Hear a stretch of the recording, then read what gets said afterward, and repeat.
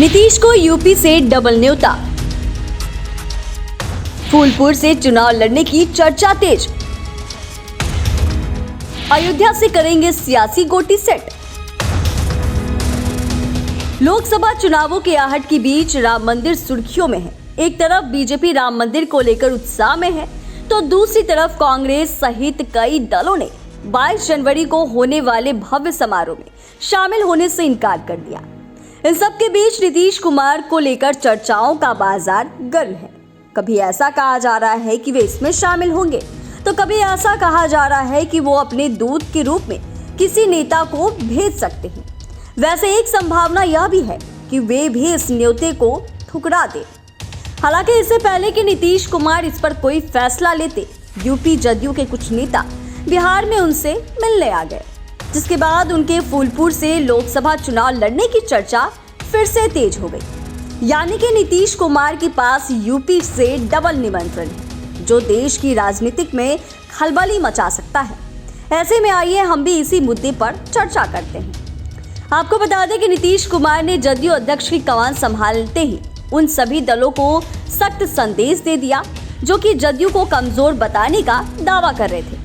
इसके बाद तो सिर्फ नीतीश कुमार ही नहीं, बल्कि उनकी पूरी पार्टी की चाल ढाल बदली नजर आ रही। यही वजह है कि देश में कयासों का बाजार गर्म है। देखें तो राम मंदिर प्राण प्रतिष्ठा को देखते हुए इस वक्त बिहार में सबसे बड़ा सवाल यह है कि नीतीश कुमार इसमें शामिल होंगे या नहीं।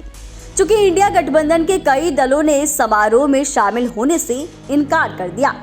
ऐसे में नीतीश कुमार के फैसले पर लोगों की नजरें टिकी हैं।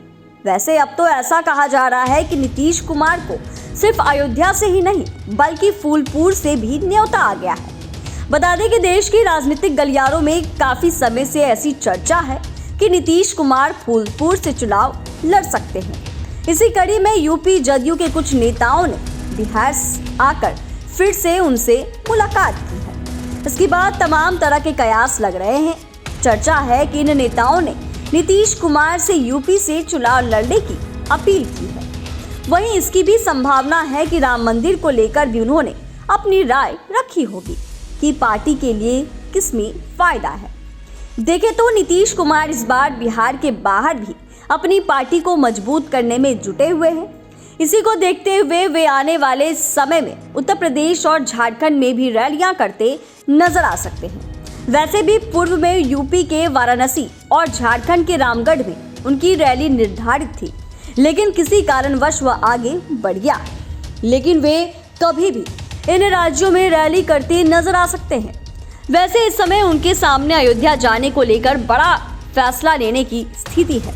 जाहिर सी बात है कि अगर नीतीश कुमार राम मंदिर प्राण प्रतिष्ठा में शामिल होते हैं, तो यह उनका इंडिया गठबंधन के लीग से हटकर लिया फैसला होगा।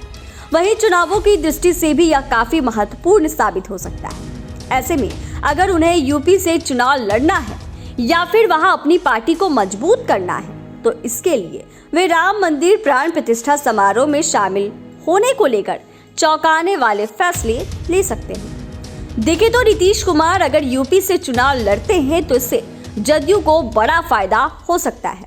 वहीं इनकी मौजूदगी से इनके गठबंधन को भी बड़ा फायदा होने की भी संभावना बनी रहेगी।